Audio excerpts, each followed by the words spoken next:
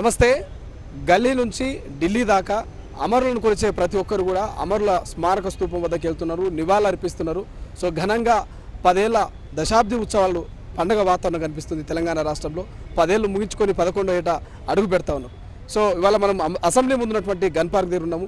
So ఇక్కడికి చాలామంది వస్తున్నారు.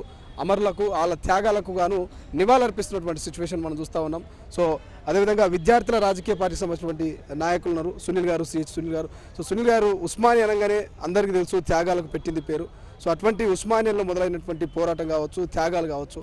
సో ఇవాళ 10 ఏళ్ళు పూర్తి చేసుకుని తెలంగాణ వచ్చి ఏమనిపిస్తుంది?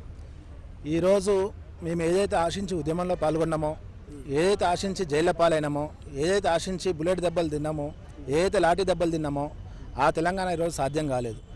గత ప్రభుత్వం కేసీఆర్ చేసిన విధానాలలో కూడా మాకు అసంతృప్తి ఉన్నది.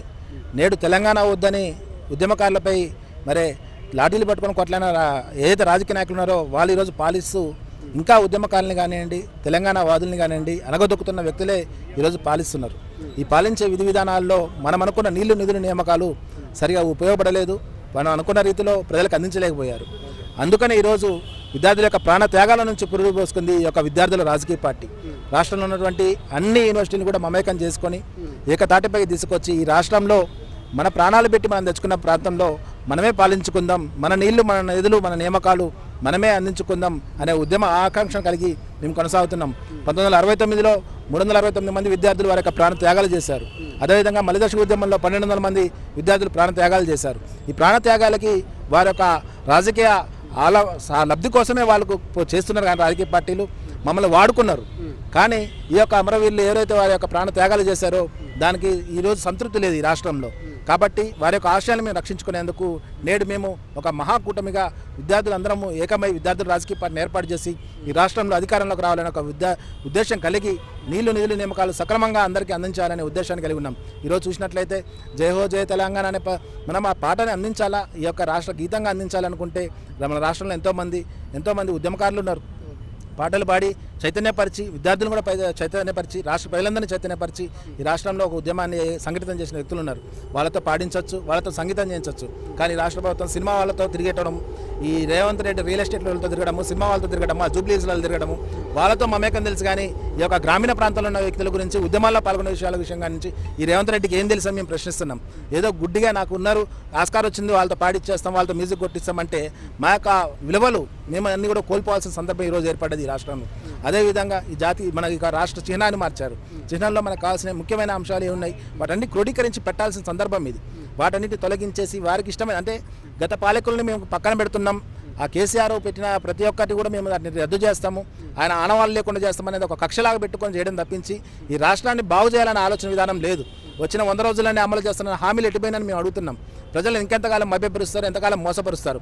ఈ యొక్క సునీల్ గారు ప్రధానంగా కాకతీయ కళాతోరణం కావచ్చు, గతంలో కాకతీయులు సమ్మక్క సారకుల్ని చంపిర్రు. సో అటువంటి కళాతోరణం అవసరం అనేటువంటి రీతిలో కూడా ముఖ్యమంత్రి గారు కావచ్చు, కాంగ్రెస్ పార్టీ నాయకులు అంటున్నారు. దీని గురించి ఏం చెప్తారు? ఇది వాస్తవం కదా?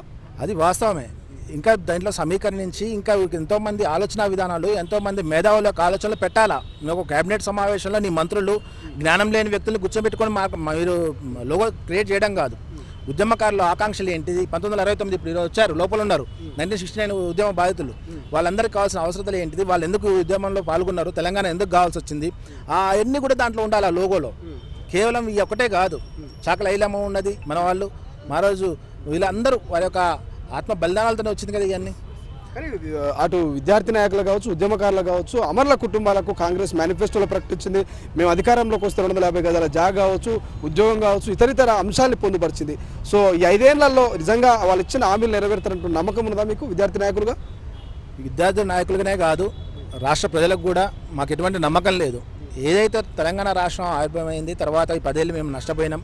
ఆ తర్వాత కొత్త గవర్నమెంట్గా కాంగ్రెస్ అధికారంలోకి వచ్చింది. 100 రోజుల్లో ఈ హామీలు నెరవేరుస్తూ ఉన్నారు, మోసం చేశారు. కానీ ఇతర పార్టీల నుంచి జాయిన్ చేసుకునే వ్యక్తులందరినీ కూడా రాత్రి పోయి కండవాలు కప్పి జాయిన్ చేసి తెల్లారి టికెట్ ఇచ్చి వాళ్ళనే అసెంబ్లీలో ఇది మన పార్లమెంట్లో నిలిచోబెట్టాలనుకున్నాం. అంటే వారికి ఉన్న ఆ శ్రద్ధ మొత్తము రాజకీయం దాని మీదే తప్పించి ఎవరైతే అమరులైన కుటుంబ సభ్యులకు కానీ ఈ తెలంగాణ ఉద్యమకారులకు కానీ ఈ కేటాయించాలన్నది నువ్వు మొదటి రోజే సంతకం పెట్టాలా. ఇన్ని రోజులు ఎందుకు, నీకు అంత టైం ఎందుకు? 1200 కుటుంబాలను ఆదుకోలేవా? ఒక రాష్ట్ర ముఖ్యమంత్రిగా నువ్వు రేవంత్ రెడ్డి నువ్వు ఉన్నప్పుడు 1200 మందిని ఆదుకోవడానికి ఒక్క సంతకం సరిపోదా నీకు?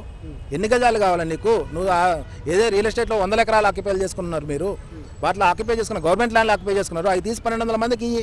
మొదటి రోజు నువ్వు ఇచ్చుంటే నువ్వు తెలంగాణ వాళ్ళ పక్షాన ఉన్నావు అనుకునేటోళ్ళం. ఈరోజు చంద్రబాబు పక్షాన ఉండి తెలంగాణను ఏర్పరచుకొని తెలంగాణలో నీ యొక్క పాలన కొనసాగించాలంటే దాన్ని మేము సహించాం, దాన్ని మేము అంతం చేస్తాం. విద్యార్థులు ఈరోజు ప్రాణాలు త్యాగం చేసి కొట్లాడినాం. రేపు మేము కొట్లాడేందుకు సిద్ధంగా ఉన్నాం. మాకు ఉద్యమం కొత్త కాదు, వాళ్ళకు కొత్త, కానీ మేము కొట్లాడేందుకు సిద్ధంగా ఉన్నాం. ఈ రాష్ట్రంలో ఈ యొక్క ఏదైతే అధికార దళము, ఈ యొక్క అహంకారం ఉన్నటువంటి పార్టీలన్నీ కూడా అనగదొక్కి వాటిని ఈ యొక్క రాష్ట్రం నుంచి పంపించేస్తామని విద్యార్థుల రాజకీయ పార్టీ తరఫున మేము గట్టిగా చెప్తున్నాం. Thank you so much. ఇది విద్యార్థుల రాజకీయ పార్టీ సంబంధించినటువంటి సిహెచ్ సునీల్ గారు స్పష్టంగా చెప్తున్నారు. నిజంగా చిత్తశుద్ధి ఉంటే అమరుల కుటుంబాలకు కావచ్చు, అదేవిధంగా ఉద్యమకారులకు కావచ్చు, ఏదైతే 1200 మంది బలిదానాలు చేసుకున్నారో వాళ్ళకు మీరు ఇస్తున్నటువంటి హామీలు ఎందుకు ఒక్క సంతకంతో ఎందుకు వాళ్ళకి హామీలు నెరవేర్చలేకపోతున్నారు? సో ఖచ్చితంగా మేము ఫైట్ చేస్తాం, ఇచ్చిన గ్యారెంటీలు కావచ్చు, మీరు ఇచ్చినటువంటి హామీలు నెరవేర్చే వరకు కూడా మేము ఫైట్ చేస్తామంటూ చెప్తున్నటువంటి పరిస్థితి మనకు కనిపిస్తుంది. సో కెమెరా పర్సన్ అజయ్తో శ్రీశైలం, తొలి వెలుగు, హైదరాబాద్. అసలైన తొలి వెలుగు. ఫాలో వాట్సాప్ @తొలి వెలుగు official.